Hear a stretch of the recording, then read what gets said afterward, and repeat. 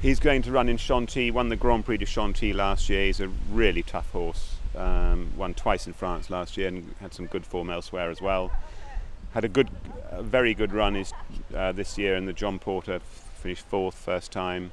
And then he was second in the Ormond at Chester. So he's being primed and he's in great form. So we have got... what have we got there?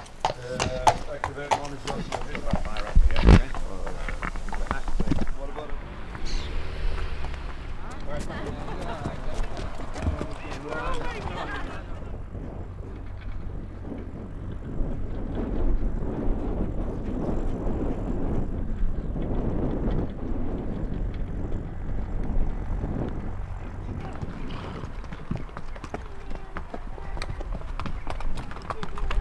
So, Michael, who do we have here? This is Margot Did, whose stable name is Margot Didn't. She's so unlucky. I mean, she was second in 3 group races last year. Memory beat her. Then she was in the Albany. She was second in the Princess Margaret, and then she was second in the Lowther to Hooray. Looked unlucky that day, and then she was this year ran at York and got knocked over. And the saddle, Haley went to get her balance and the saddle slipped in a condition race at York when she was only beaten a length with the saddle round her backside. Mm-hmm. So she's going to head to the Scurry Stakes at Sandown on June the 11th, and she just needs a modicum of luck to win a nice race. She's a sweet filly. She was very inexpensive, cost 10 grand, but she's a little darling. Okay. So you're just there you're just going to do a routine pattern. Yeah. Right, this Prompter, who again is a bit of a nearly horse, but he's got a lot of ability. He's rated 102. By a minor miracle, he's only actually won 1 race, but he's been beaten a short head a few times. He, I think, is on a nice mark on 102. He ran some very good races last year. We know he handles Epsom. He got beaten a short head in the classic trial there.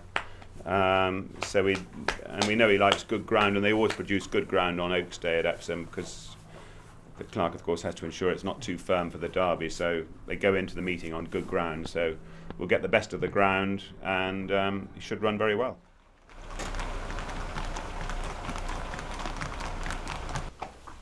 Ooh, a bit camera shy.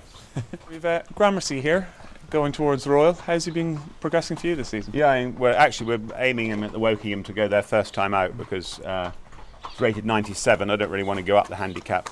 Want to get in off a nice weight, which he will do off that rating. And he won at Ascot last year, the Shergar Cup meeting, ridden by Olivier Pellier, and he's obviously very effective at the track. And we ran him back in the tote, that big 7-furlong handicap that Redford won.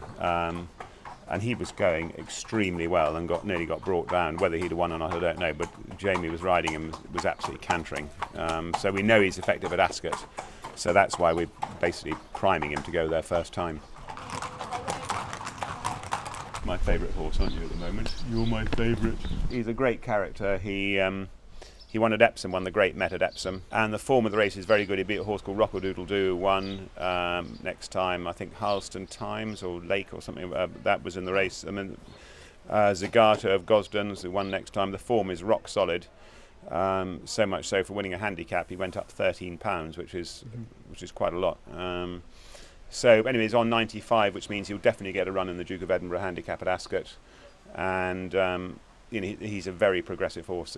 He's a great attitude, very strong, very good looking horse. By Mangeur, he'll just keep improving. He's a nice horse. Here we have a Creme Anglaise. She was out earlier on today, so what's the plan for her for the next couple of weeks? Yeah, she won a nice maiden at Ascot and beat a filly that was third in the Marcel Boussac, which is a Group 1 race. So the handicap has put her in off 86, and there's really not a lot of point we're going for a handicap with a filly off that rating, I don't think. So she'll possibly head to Royal Ascot for the Ribblesdale. We know she goes around the track. We know she'll stay. She's by Motivator.